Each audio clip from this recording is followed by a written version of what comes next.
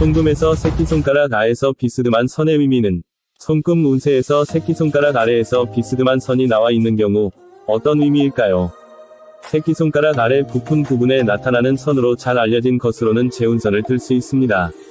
이것을 볼 수 있으면 돈의 순환이 좋아져서 기본적으로 재화를 쌓을 수 있게 됩니다. 이 재운선이라고 잘못 보기 쉬운 선에 비스듬히 뻗는 설득선이 있습니다. 선의 방향이나 시작점, 길이 등을 고려해서 읽지 않으면 전혀 다른 해석이 되기도 합니다. 제대로 판별하여 정확한 의미를 파악할 필요가 있습니다. 그럼 이 새끼손가락 아래의 비스듬한 선 등의 의미에 대해 자세히 해설하겠습니다. 손금의 오른손과 왼손의 의미의 차이. 손금은 좌와 어느 손에 나타나느냐에 따라 의미가 다릅니다. 주로 쓰는 손에는 현재부터 미래에 걸친 것이 나타나며, 자주 쓰는 사람이 아닌 쪽에는 원래의 것이나 과거의 것이 나타나 있다고 여겨집니다. 이 때문에 한국은 오른손잡이가 많기 때문에 오른손으로 미래의 일, 왼손으로 현재의 일을 읽는 것이 많아집니다. 그러니까 주로 쓰는 사람에게 재운선이나 설득선이 있거나 좋은 의미의 손상이 나타나고 있으면 향후 돈 등에 관련되는 기대치가 높아지는 것입니다. 한쪽 손을 잘 쓰는 사람이 아닌 쪽에 좋은 의미의 손금이 나타나고 있는 경우 태어나면서 특별하게 재운 등이 부여되고 있는 것이 됩니다. 그러나 생각이나 환경이 바뀌면 손금도 변화하므로 반드시 그렇게 된다고는 할 수 없습니다. 또 왼손잡이는 이것들의 반대가 되기도 합니다. 1. 재운선. 재운선은 시작과 상관없이 수성언덕이라고 불리는 작은 손가락 관절 영역에 나타나는 세로줄을 말합니다. 여기에서는 현 상황의 재물운이나 돈에 대한 집착심, 돈에 관련된 능력 등을 읽을 수 있습니다. 시점의 위치나 길이, 나타나는 위치 등에서 각각의 의미가 있으며 해석이 달라지기도 합니다. 기본적으로 재운선을 볼 수 있는 경우 재운이 좋아 돈의 취급과 장사를 잘하고 재물을 쌓을 수 있다고 합니다. 손금이 지나면 이러한 의미가 더욱 강해지고 손금이 연하면 약해지게 됩니다. 또한 재운선이 없어도 가난해진다고는 할 수 없고 재운 전체를 보는 경우는 태양선 등의 손금도 함께 생각해 판단합니다. 2. 두뇌선에서 뻗는 재운선. 시점이 두뇌선상에 있는 재운선을 말합니다. 이것은 창업가로서도 알려져 창업에 관련되는 재능을 타고났다고 여겨집니다. 어떤 새로운 사업을 일으켜 성공을 손에 넣고 재물을 쌓을 수 있습니다. 뛰어난 지력을 가져 사회 정세의 변화에 민감하고 창업 재료는 여러 가지로 풍부하게 됩니다. 틈새 수요 등을 찾아 보통 사람이 알지 못했던 것을 비즈니스로 승화시키는 재주가 뛰어납니다. 창업뿐만이 아니라 무엇을 하든 높은 평가를 받고 돈으로 이어집니다. 이래서는 크게 돈을 벌거나 대형 프로젝트 등에서 힘을 발휘할 수 있어요. 선이 굵고 길수록 일군 사업이 순조롭습니다. 3. 생명선에서 뻗는 재운선. 시점이 생명선상에 있는 재운선을 말합니다. 이를 볼 수 있다면 돈을 관리 운용하는 능력이 탁월합니다. 행동력이 왕성하고 여러 가지 노력으로 재산을 모을 수 있어요. 노력하는 힘을 가져 일은 여러 개를 겸비해도 능숙하게 해낼 수 있습니다. 향상심이 왕성하고 항상 위를 목표로 하고 있기 때문에 큰 재물을 쉽게 잡을 수 있습니다. 매사는 성실하게 임하고 인내심도 있습니다. 다른 사람의 도움 없이 자력으로 성과나 성공으로 이끌 수 있어요. 무슨 일이든 차근차근 쌓아 올리는 것을 좋아해요. 선이 끊어지거나 연하고 얇으면 재화로 이어지지 않는다고 여겨집니다. 4. 설득선. 감정선상으로부터 비스듬하거나 커브한 선이 뻗어 있는 것을 가리킵니다.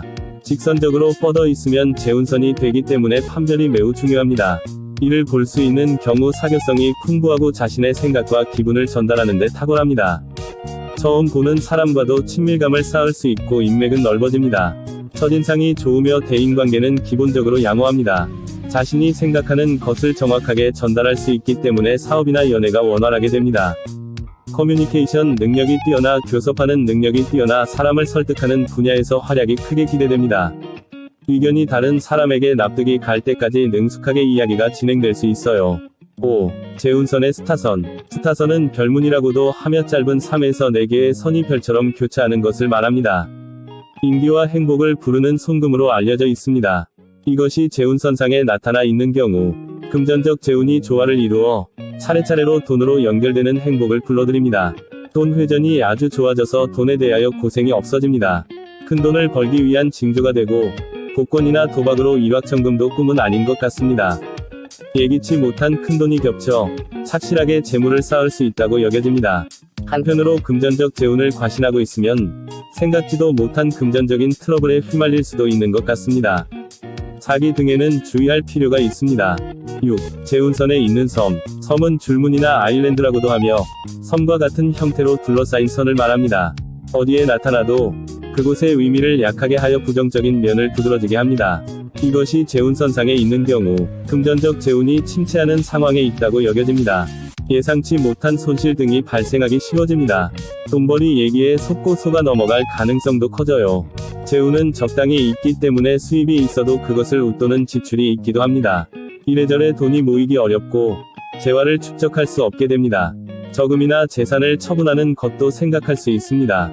자신의 금전면에 주의를 해도 남의 빚 등의 트러블에 말려들 수도 있습니다. 7. 재운선이 두 갈래로 갈라졌다. 재운선 상부가 두 갈래로 갈라져 있으면 지금까지의 노력이 보상되어 큰 재화를 쌓을 수 있다고 합니다.